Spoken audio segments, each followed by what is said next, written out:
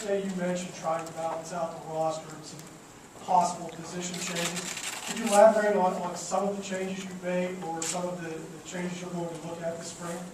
Sure. I won't get into all the changes, but again, I'll give you another example. Yesterday, I think I gave you the Billy Belton example.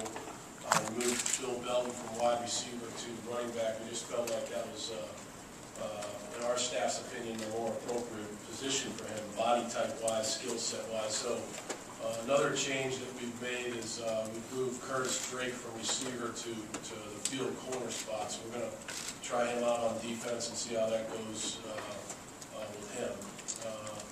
Other than that, you'll see changes. The spring is about, in many ways, just like mini camps in the National Football League, the spring is about experimentation, maybe practicing a guy at one spot for about 5 practices and then moving him to another spot and seeing how he does in different areas and trying to get your best players on the field. So as we go through spring, I'll keep you updated on that as best I can, but really there'll be a lot of those situations. Bill, how have you evaluated quarterback situations so far? Mostly via film, and where do you see it shaping up? And is there an update on the kid from Maryland, and the possibility of him coming here? We'll start with the Penn State quarterback situation. I really like these guys. We're basically working with 3 guys there. We have Matt McGloin, Rob Bolden, and Paul Jones. We'll mix and match their reps. Each guy will get a chance to rep with the first team. I haven't really watched a lot of Penn State's offense from the past couple of years. That's something that I really wanted to do was start with a clean slate with these guys and just evaluate them in the winter conditioning and now in the spring practice. And to this point, I've been very pleased with these guys. They're competitive guys. They're smart guys. They really want to be coached. They want to be good. And we'll start evaluating them on the football field this afternoon. As far as the other question you asked me, that's like a prospect question, so I'm not commenting on that right now. It's NCAA rules. Coach, just to clarify, does Matthew starter then, or is it an open competition quarterback? How would you assess that? I'll be real clear on that. It's an open competition. There's no starter. And there won't be a starter named until possibly the night before the Ohio game. So there's no starter right now at that position. So how have you handled quarterback controversies in the past? Obviously it's been a big deal over the last couple of seasons. Can you go through any experiences that you've had? Well, there were no quarterback controversies in New England. Previous to that, there might have been one, in controversy, I can't stand that word, just competition, battle for the quarterback job. And there have been at places that I've been, and the way we did that was to be as fair as we possibly could be with these guys and give each one of them equal amount of reps in the first team, in the second team, second team offensive line, first team offensive line, and then also keep stats.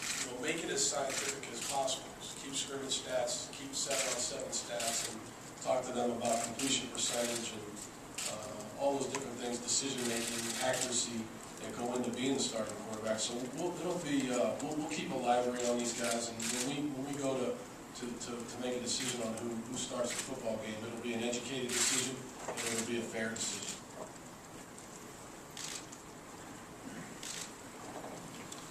Is that it? Bill, what is Paul Jones' academic standing right now, and how concerned are you moving forward that he'll be able to keep his grades up? I've really been happy with Paul Jones this semester. He's doing well in school. He's really working hard right now. Obviously, the final grades aren't out right now, but just the updates that I've been getting from our academic staff, it seems to me that Paul has turned a corner academically, and so hopefully he finishes strong and he'll be ready to go for next year. And we'll rep them this spring in anticipation of them being able to play. So that's where I see Paul Jones right now. Bill, 2 questions about Curtis Drake. He ended last season kind of in a rocky way. Is he okay now with you discipline-wise? And number two, what did you see in his abilities that compelled you to move into the defensive back? Well, first of all, discipline issues with Curtis, as far as since I've been here, he started with a clean slate with me, just like all 126 guys on the team start with a clean slate with me. And Curtis and I have had many conversations, and I'll keep those between Curtis and I. What I saw with Curtis on the football field was good size, good feet, good hips, instinctiveness, and I think that he's a guy that can contribute over there. He's got to keep up his end of the bargain by doing well in school and keeping his nose clean, and then we'll give him a shot to play over there this spring. Bill, is moving Curtis over there, is that a reflection of your concern about the depth in the secondary one? And can you give us an update also on Pete Musaro? It's definitely something that's an issue, just numbers-wise. When you watch us practice, or you hear about us practicing, you'll see where we do a number of what we call 2 and 3 spot, sometimes 4 spot drills, where we get 1 million guys repping. We want guys to get a lot of reps. And so, because of the numbers in the secondary, that was one reason to make a couple moves there, because we don't have enough players over there, and then we wanted to make a move that made sense. So it was definitely just a concern about the number of players that we had there, and able to run a couple different team periods at once and things like that. So we did that, and also we felt like Curtis could obviously fit in there as a player. And then Pete Musaro, he's had a good winter, and Pete's a hard-working guy. He's a typical Penn State guy to me. He's what we're all about, and he'll be out there in the spring. He's going to be hard to block. Bill, other than maybe quarterbacks, is there an area on this team where you say, hey, we really need to get better, quick at this? Is there an area where you're like comfortable saying, okay, I feel pretty good about this position? No, nowhere. We got to get better at coaching. We got to get better at playing. We got to get better at understanding schemes. We have to look to improve every single day out on the field. And if we can take that mentality throughout the whole spring, then we will have had a good spring. Again, the spring is about a lot of different. The goal of the spring really is to find out who your top players are, 2 and possibly 3 deep on both sides of the ball. But it's also to get familiar with each other as a coaching staff. There's some guys that have coached together but not for a while, and understand the tempo that we want as a staff and that I want as the head coach. And so we've got to work together and with the players and really try to improve every single day. No one here has all the answers. I learned that very specifically in New England. Every single day that we worked for Bill in New England, we took it as a day to get better, and that's the same mentality that we're going to do here, coaches and players alike.